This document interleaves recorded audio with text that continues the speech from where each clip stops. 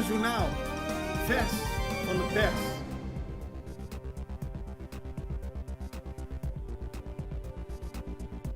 Welkom bij Extra Journaal. Fijn dat u weer kijkt. We hebben het belangrijkste nieuws voor u op een rij gezet. Later in de uitzending spreken we met Kasia. Dat is de organisatie voor ondernemers in het toerisme. De kleinere ondernemers, om het maar zo te zeggen.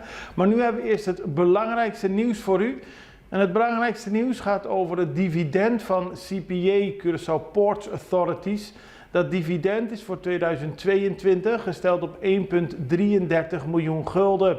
De Extra schrijft er vandaag over en baseert zich op een advies van SBTNO.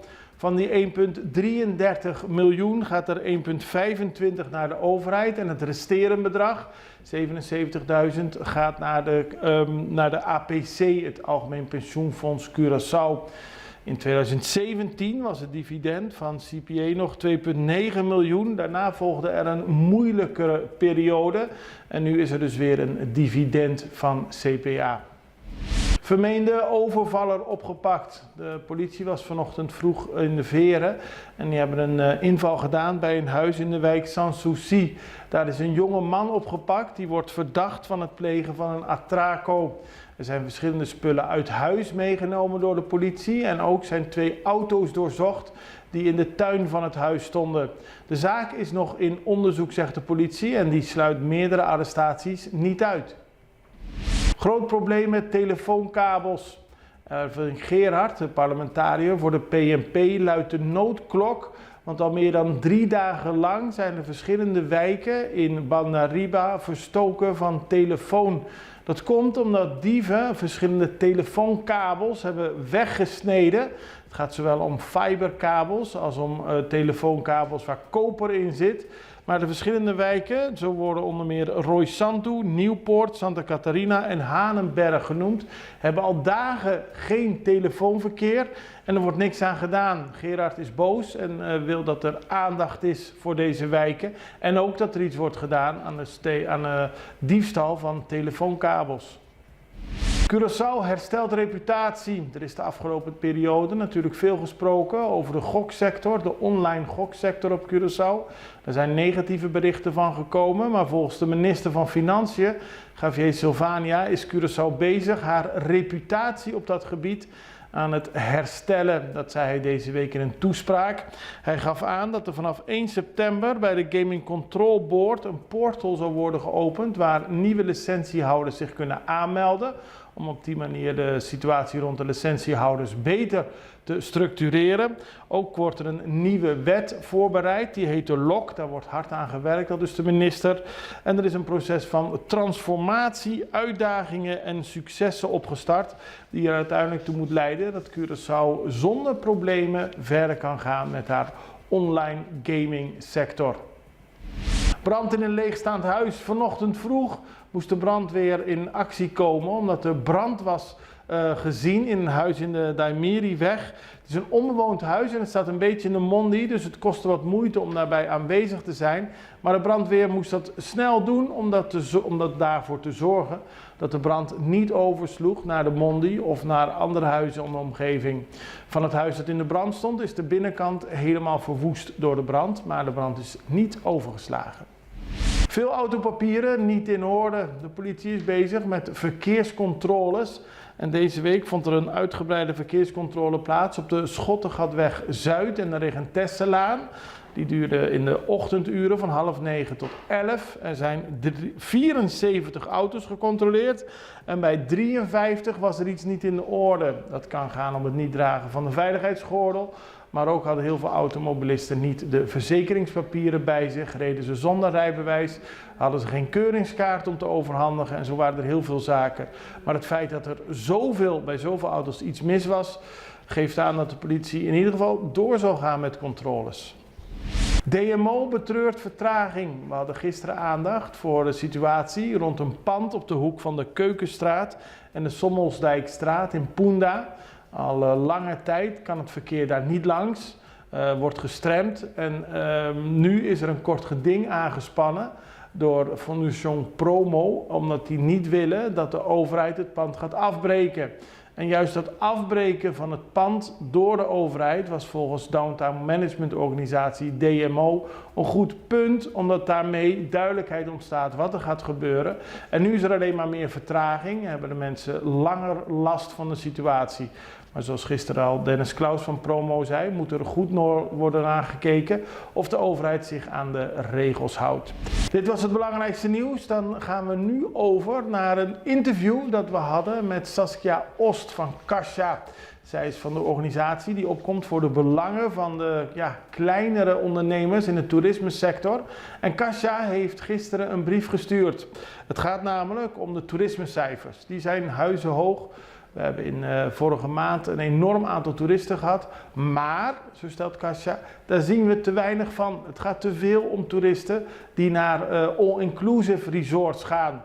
Volgens Kasja heeft de economie van Curaçao dus niet zoveel profijt als je eigenlijk zou verwachten van het grote aantal toeristen. Het is minder druk op straat, in de restaurants en op de stranden. Dus we vroegen haar wat er volgens haar dan aan de hand is. Wat er volgens ons aan de hand is, zijn dat er heel veel toeristen nu naar de all-inclusive hotels gaan. Ja.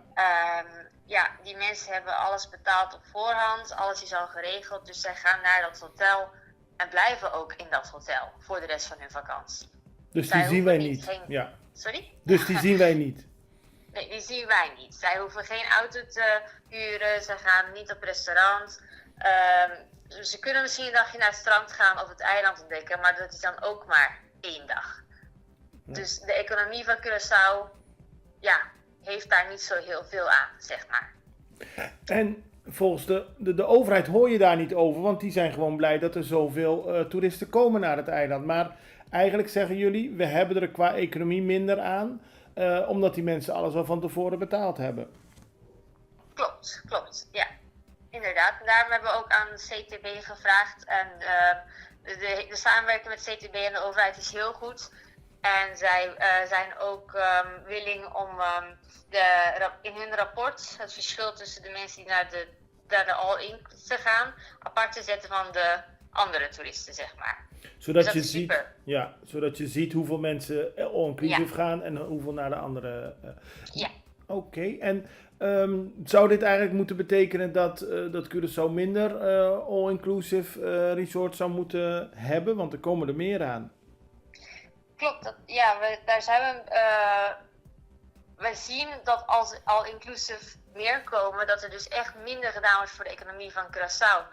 Voor de lokale mensen die hier bedrijven hebben die met toeristen werken. Ja. Die hebben er gewoon niet zo heel veel aan dan. Een ander aspect van Kasja dat ze naar voren hebben gebracht in de persbericht, is dat er meer Amerikanen, minder Nederlanders komen. Dat is natuurlijk helemaal geen probleem, maar Amerikanen blijven korter gemiddeld dan Nederlanders.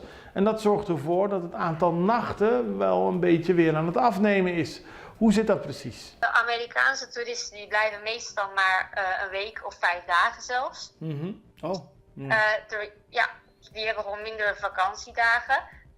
Terwijl een Europese toerist meestal 2 weken blijft. Ja. Dus je hebt meer toeristen, maar zoals je ook ziet in de aantal nachten dat er is gerapporteerd over de afgelopen jaar, is het aantal nachten nu minder dan vorig jaar. Opvallend. Terwijl wel meer toeristen zijn. Ja, dat is wel heel opvallend. En het is ook wel goed om die toerismecijfers van die kant te bekijken. Omdat we daarop natuurlijk ons beleid als land moeten baseren. Ja. Want hoe meer nachten, hoe meer ze uitgeven ook natuurlijk. Inderdaad, dat klopt. Ja. En dan was er nog een punt, er zaten heel veel interessante punten in het persbericht. Het is zo duur op Curaçao en dat weten wij, maar ook voor de toeristen is dat een onderwerp, hè? Ja, want zoals we al hebben gezegd, overal wordt het duurder. Ja. Daar kom je niet onderuit, dat weet iedereen. Maar wat wij van onze leden horen is dat vooral de repeaters, de toeristen die hier vaker komen, dat het hun nu opvalt dat het hier wel heel duur is geworden. En dan heb je het vooral over boodschappen en naar restaurants gaan bijvoorbeeld. Ja. Dus eigenlijk zijn dit punten die jullie naar voren hebben gebracht, die de overheid ter harte moet nemen en haar beleid daarop moet aanpakken. Want we kunnen wel doorgaan met meer groei, maar als het uiteindelijk minder voor de economie oplevert en als uiteindelijk de hoge prijzen mensen ook afschrift, dan wordt het voor de toekomst minder positief. Klopt, ja. Maar en daar zijn wij gelukkig ook wel met de overheid en met CTB in goed gesprek over. Dus dat is fijn. En wat zeggen die? Wat zegt de overheid en CTB? Zien ze dat probleem ook? Ja, niet dat het een probleem is voor hem, maar zij zien wel wat wij bedoelen. Ja, ja. Dus zij krijgen onze cijfers ook maandelijks en we hebben ook maandelijks gesprek met hen. Dus zij zien het en ze weten wat er aan de hand is. Nou, dan iets heel anders. Het is morgen 17 augustus en dan wordt op Curaçao herdacht dat op 17 augustus 1795 Tula begon met zijn opstand. Die is tragisch geëindigd met de executie van Tula op 3 oktober 1795. En daarom zullen we dit jaar op 3 oktober daarbij stilstaan. En zal Tula ook door Nederland worden herkend en erkend.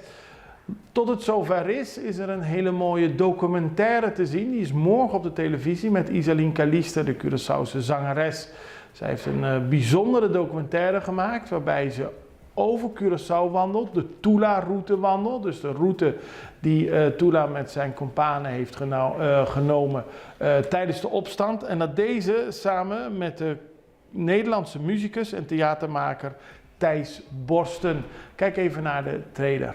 Op uitnodiging van zangeres Isaline Callister lopen wij samen Ruta di Tula.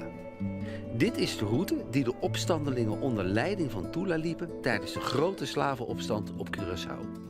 Onderweg ontmoeten wij bijzondere eilandbewoners die hun kennis en liefde voor het eiland met ons delen. Que filosofia dan ting di vida, uta batayena e forma di resistência e que sena. Tula tem visão, é que país caminha turene ta pareu na outra e turene ta liever.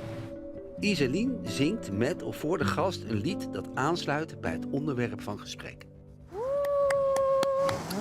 Dit programma is dus morgen te zien op de Nederlandse televisie en ook via npostart.nl kunt u het bekijken. Het belooft een mooi inkijkje op Curaçao en de combinatie van zang van Isaline, verhalen van mensen die veel weten van de situatie rond Tula en mooie beelden van Curaçao zorgt voor een mooie documentaire. Nou, dit was Access Journaal. Kijkt u ons via Facebook, druk op de knop om ons te volgen. Kijkt u ons via YouTube, abonneer u dan. Ik moet het goed zeggen. Ik ben er morgen weer met meer nieuws. Het allerbeste. Tot ziens. Hopelijk tot morgen. Dag.